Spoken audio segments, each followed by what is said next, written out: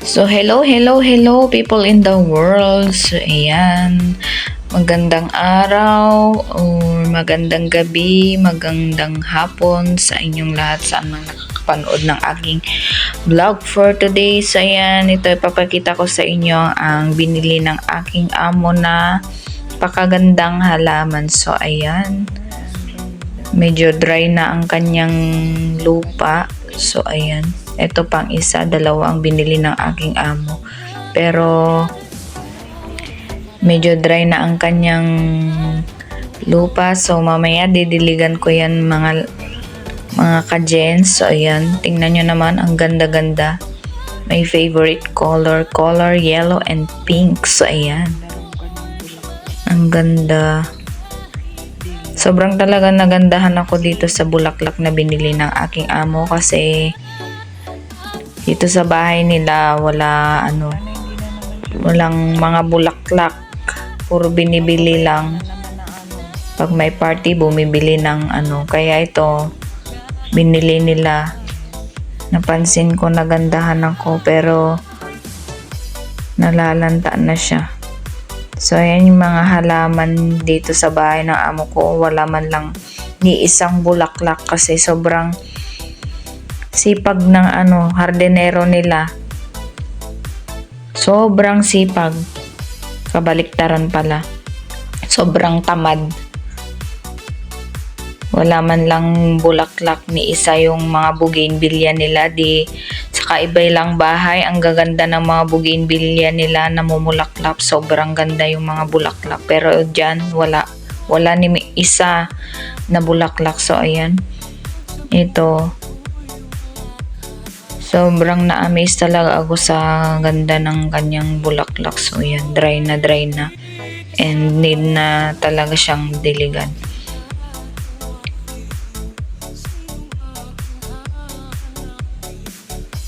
Favorite ko rin talaga yung mga ganitong halaman, yung mga namumulaklak.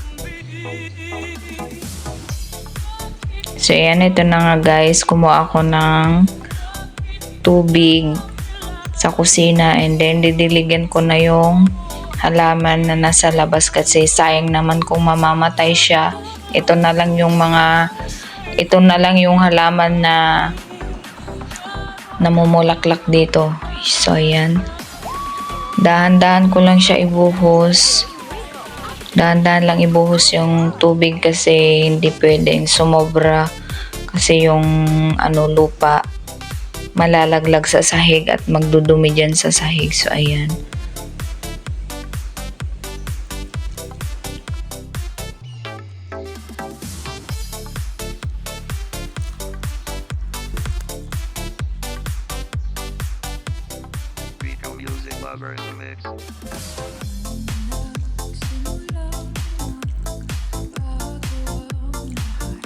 So, ayan. Pasensya na sa kamay ko kasi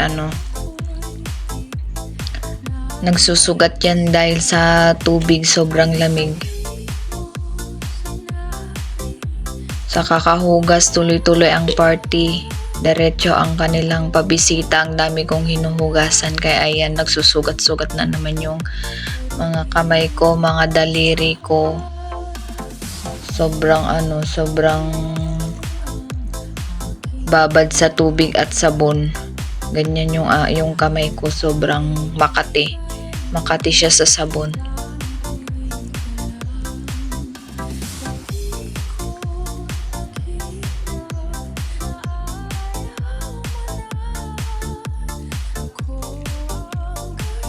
So ayan, kuha pa ako ng isa para sa kabila. So ayan.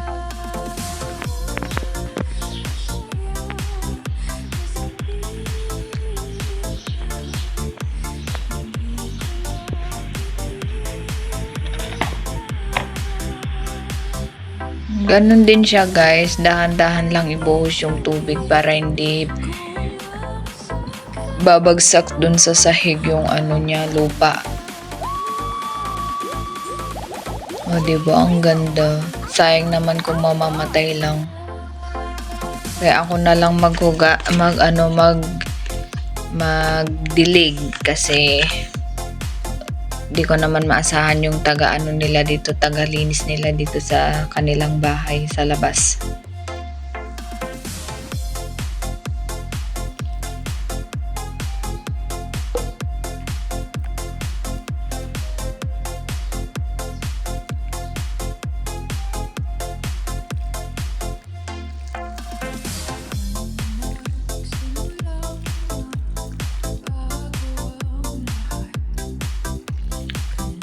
So, ayan guys, dahan-dahan ko nga ibuhos yung tubig. Mahilig talaga ako sa mga ganitong bulaklak guys, yung mga namumulaklak na halaman. Mahilig talaga ako. Kaya, nung nakita ko tong binili ng amo ko, nung may bisita sila, nagandahan talaga ako. So, ayan. Medyo nalalantaan na yung mga ibang dahon, yung mga ibang halaman. So, medyo mamaya magiging ano na yan. So, ayan guys, tapos ko na nga siyang nadiligan. O, diba, ang ganda.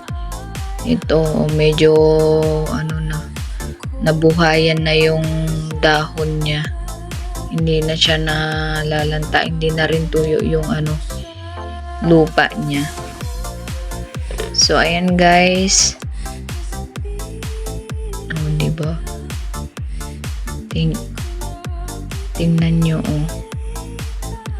So, ayan guys, this is my vlog for today, and kung nagustuhan nyo ang aking vlog, please comment down below and like and share, and don't forget to subscribe and hit the notification bell para lagi kayong updated sa aking mga new upload videos. So, ayan. Thank you so much for watching. Woot woot woot!